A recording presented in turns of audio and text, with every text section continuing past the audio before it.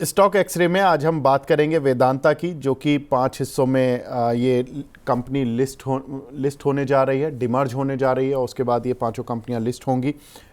इनमें जो होगी मेन जो कंपनी रहेगी वो इनकी एक तो मेटल आर्म रहेगी और उसमें वेदांता लिमिटेड, वेदांता एल्यूमिनियम होगा और Talwandi Sabo power, Vedanta steel iron and Malco energy will be the other 4 entities. तो ये इनकी एंटिटीज़ रहेंगी जो कि अलग अलग लिस्ट हो जाएंगी। देखिए, ये जो डिमर्जर है इसमें प्रॉब्लम क्या आ रही थी, काफ़ी समय से लटका हुआ था डिमर्जर। इसमें जो लास्ट स्टेज मंजूरी होती है वो एनसीएलटी की होती है, जो मंजूरी अब मिल गई है। तो अब डिमर्जर का रास्ता लगभग साफ हो गया, अब डिमर्जर कंपनी का हो जाएगा। डिमर्जर का फ़ायदा क्या है? डिमर्जर तो सब लोग कह रहे हैं कि डिमर्जर होगा, डिमर्जर होगा। फ़ायदा क्या है?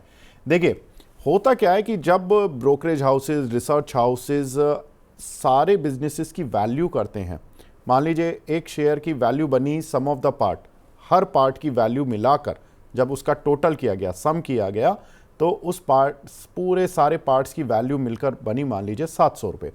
तो उसको क्या करते हैं, 10 या 15% डिस्काउंट कर देते हैं। वो क्यों कर देते हैं कि ये होल्डिंग कंपनी है, 10 इश्यूज़ रहेंगे तो सब सारे पार्ट्स पर वो बट जाएगा, इसलिए वो हर पार्ट में वो 10-15% का डिस्काउंट डाल देते हैं और वो 15% डिस्काउंट की वजह से जो शेयर का टारगेट होता है वो थोड़ा नीचे हो जाता है।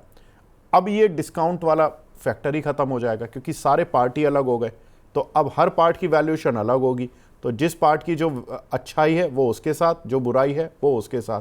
तो इसकी वजह से ये जो वेदांता का शेयर उतना रिटर्न नहीं दे पाता, जितनी बड़ी कंपनी है, जिस तरह की डाइवर्सिफाइड कंपनी है, वो सब अब प्रॉब्लम्स ख़त्म हो जाएंगी। इसकी वजह से इसकी री रेटिंग हो रही है। अब दूसरी चीज़, कर्ज अदायगी में होगी आसानी। अभी क्या हो रहा था कि मेटल इनके जो सेगमेंट है वो बहुत अच्छा कर रहा है, हिंदुस्तान जिंक इनका जो सब्सिडरी है वो बहुत अच्छा कर रहा है, लेकिन बात यह है कि अब वो अच्छा कर रहा है, वो डेट फ्री है, लेकिन सारा बोझ जो पड़ रहा है वो वेदांता के ऊपर पड़ रहा है। क्यों पड़ रहा है? क्योंकि कंपनी पर 73,853 करोड़ रुपए का कर्ज है, जिसमें 20,749 करोड़ रुपए की नकदी मौजूद है, लेकिन अगर उसको भी हटा के देखें तो करीब 53,000 करोड़ का डेट है। अब उसमें जो मेजर पोर्शन है वो पावर, इनकी जो आर्म है उसका है। अब पावर का जो भुगतान है वो एक तरह से मेटल कंपनियां झेल रही थी, तो वेदांता पर ओवरऑल बर्डन आ रहा था। तो अब वो जो बर्डन है वो शिफ्ट हो जाएगा पावर पर, जहां जिस पर्टिकुलर इनकी यूनिट पे जो कंपनी होगी उस पर जो बर्डन होगा डेट का, वही उसको झेलना पड़ेगा। तो उसके लिए अलग अलग स्ट्रेटजी बनेगी। हर कंपनी का मैनेजमेंट अपनी सफाई देगा जब वो लिस्ट हो जाएगी कि भाई हमने कैसे डेट उतारना है, और जो डेट फ्री पोर्शन होगा, जो डेट फ्री कंपनी होगी वो अपनी उसका एंजॉय भी करेगी। तो ये डिमर्जर के फ़ायदे हैं जो कि वेदांता के साथ होने जा रहे हैं। इसीलिए इस पर ब्रोकरेज हाउसेज जो हैं वो थोड़े से बुलिश हुए हैं। कोटक ने लक्ष्य बढ़ाया है, लक्ष्य 650 रुपये का कर दिया है। उनकी पहले एड रेटिंग थी कंपनी पर, अब उन्होंने बढ़ाकर रेटिंग बाय की कर दी है कि बाय कर लो, 650 रुपये हो जाएगा। हिंदुस्तान जिंक जो कि इन्हीं की सब्सिडरी है, उस पर जेफरीज की रिपोर्ट आई है, वो कह रहे हैं कि बाय इसको कर चलो। उन्होंने 660 रुपये के टारगेट दिए हुए हैं। पहले मैं वेदांता पर बात करूंगा, फिर हिंदुस्तान जिंक पर करूंगा। प्रदीप भाई, वेदांता देखिए, डिमर्जर की स्टोरी सुनते सुनते काफ़ी समय हो गया था, फाइनली अब ये क्रैक हो रही है स्टोरी, अब ये आ गई है। अब वेदांता में आपकी राय में, अगर किसी को लॉन्ग टर्म चार्ट देखना है, क्योंकि शेयर तो सभी मिल ही जाएंगे उनको, तो लॉन्ग टर्म चार्ट देखना है सर, कैसे देखें? सर एक डिस्क्लेमर देना चाहूंगा। कल ही मैंने मेरा यूट्यूब चैनल पे वेदांता का कॉल दिया है और 2 दिन पहले भी कॉल दिया था। मेरा व्यू इसमें बहुत पॉजिटिव है। इनफैक्ट हम चार्ट में भी देखेंगे, बहुत एक बढ़िया मोमेंटम आया है डेली, वीकली, मंथली चार्ट में। रिसेंटली स्टॉक 530 के ऊपर ब्रेकआउट लगाया शॉर्ट टाइम फ्रेम के हिसाब से। 530 क्रॉस होने के बाद एक दिन 540 से फिर से स्टॉक 520 के आसपास आया, तो 520 ब्रेक नहीं किया। मुझे लगता है कि 520 का एक स्ट्रिक्टली स्टॉप लॉस मेंटेन करना चाहिए। अगेन आपको यहाँ से 640 रहेगा मेरा first target, second target almost 700 and above होना चाहिए, लेकिन 700 का ही मैं टारगेट देना पसंद करूंगा। करेंट जोन से भी मुझे लगता है कि 20 से 22% स्टॉक चलने के लिए रेडी है। मेरे तरफ से हाँ है। टेक्निकल पैरामीटर्स जितने भी हम देखते हैं, मैगडी, आरएसआई, ऑल पॉजिटिव है, सुपर ट्रेंड ऑल पॉजिटिव है। चार्ट में एक ब्रेकआउट आया है, सस्टेन हो रहा है। मार्केट एनवायरनमेंट अच्छा नहीं है, लास्ट 2-4 दिन से उतना अच्छा नहीं था, लेकिन वेदांता वीकनेस नहीं हो रहा है। कहीं ना कहीं 600 क्रॉस होने के बाद मुझे लग रहा है कि ये रैली और भी ज्यादा तेजी के साथ मोमेंटम आपको 640 650 तक लेके जा सकता है। तो with A stop loss of 520, आप फर्स्ट टारगेट रहेगा यहाँ पे 640, सेकंड टारगेट मुझे लगता है कि 700 होना चाहिए, आपको बाई करना चाहिए। करेंट जोन से भी बाई कर सकते हो, या तो आपको आज या कल में थोड़ा बहुत 5 to 7 पॉइंट अगर नीचे मिलता है तभी भी आप बाई करके जा सकते हो।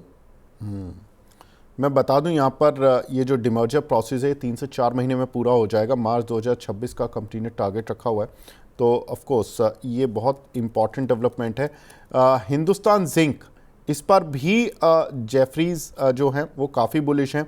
और प्रदीप भाई, इसमें हुआ क्या ना कि ये कंपनी डिविडेंड देती थी, वो वेदांता के पास जाता था, वेदांता फिर अपने शेयर होल्डर्स को डिविडेंड देती थी। और वेदांता का हिंदुस्तान जिंक में करीब 62% स्टेक है। तो वो स्टेक के हिसाब से इनको डिविडेंड मिलता था, बाकी जो डिविडेंड मिलता था वो उनके शेयर होल्डर्स को मिलता था हिंदुस्तान जिंक के। हिंदुस्तान जिंक ने भी बहुत अच्छा परफॉर्म किया है, बिकॉज कि उन जिंक की प्राइजेज ऊपर और दूसरा सिल्वर की प्राइजेज ऊपर। सिल्वर ने तो रिकॉर्ड ही तोड़ रखे हैं, तो इसकी वजह से हिंदुस्तान जिंक भागा जा रहा है। सर, ये कहाँ तक जाएगा काउंटर? सर मुझे लगता है कि हिंदुस्तान जिंक को करेंट जोन से बाय करने का सलाह रहेगा। चार्ट में एक मोमेंटम भी आया है, आज का डे लो पे एक स्टॉप लॉस मेंटेन करने का सलाह होगा 576। आप स्टॉप लॉस मेंटेन कीजिए 575 में, एंड इसका टारगेट होगा ऑलमोस्ट 635। 635 तक मुझे लगता है कि इजीली कुछ भी रेजिस्टेंस नहीं है, करेंट जोन से बाय करने का सलाह रहेगा। व्यू रखिए maximum 8 to 10 trading sessions, maximum 10 दिन का व्यू रखिए, आपको 630 635 का प्राइस इजीली आते हुए दिखाई देंगे। हिंदुस्तान जिंक में अच्छी चीज़ पता क्या है? इसका फ्री फ्लोट 61.84, यानी कि करीब करीब 62% स्टेक है वेदांता के पास, जो प्रमोटर कंपनी है। और करीब करीब 28% स्टेक है गवर्नमेंट ऑफ इंडिया के पास। तो 62 और 28, 90% स्टेक हो गया दो ऐसे प्रमोटर और इन्वेस्टर के पास जो कि अपने स्टेक को जनरली हाथ नहीं लगाते। अब बाकी बचा 10% स्टेक। उस 10% स्टेक में करीब 1.25% स्टेक एफआईज के पास है, 5% स्टेक डीआईज के पास है, और आम जनता के पास 4% स्टेक है। तो ये फ्री फ्लोट जो है ना, ये इस काउंटर को कहीं भी ऊपर नीचे घुमा देता है। ये अच्छी भी चीज़ होती है, बुरी चीज़ भी होती है। अच्छी चीज़ जब अच्छे सेंटीमेंट होते हैं, बुरी चीज़ तब हो जाती है जब काउंटर को किसी बड़े इन्वेस्टर को प्ले करना होता है नेगेटिव साइड पर। तो वो थोड़ा सा एक पॉजिटिव है फिलहाल के लिए। 2.5 लाख करोड़ की कंपनी है, तो 10% स्टेक कुल 25,000 करोड़ रुपए का इसकी टोटल वैल्यू हो गई फ्री फ्लोट की, जिसमें इंस्टीट्यूशंस वगैरह अगर थोड़ा भी ऊपर नीचे करेंगे तो ये काउंटर कहीं भी पहुंच जाएगा। ठीक है प्रदीप भाई, दोनों काउंटर पर क्लैरिटी मिल गई है। कोई डिस्क्लेमर और दे दीजिए। ये इन्वेस्टमेंट इन सिक्योरिटीज मार्केट है सब्जेक्ट टू मार्केट रिस्क। जितने भी स्टॉक्स को लेकर सर बात हुआ है, कोई भी स्टॉक्स पे मेरा या हमारे कंपनी का कुछ भी पोजीशन नहीं है। हो सकता है कि कुछ क्लाइंटों के पास पोजीशन हो, हमारे पास नहीं है।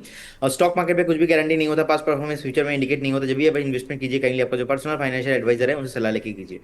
बहुत बहुत धन्यवाद विवेक सर आपको एंड सारे व्यूअर्स को।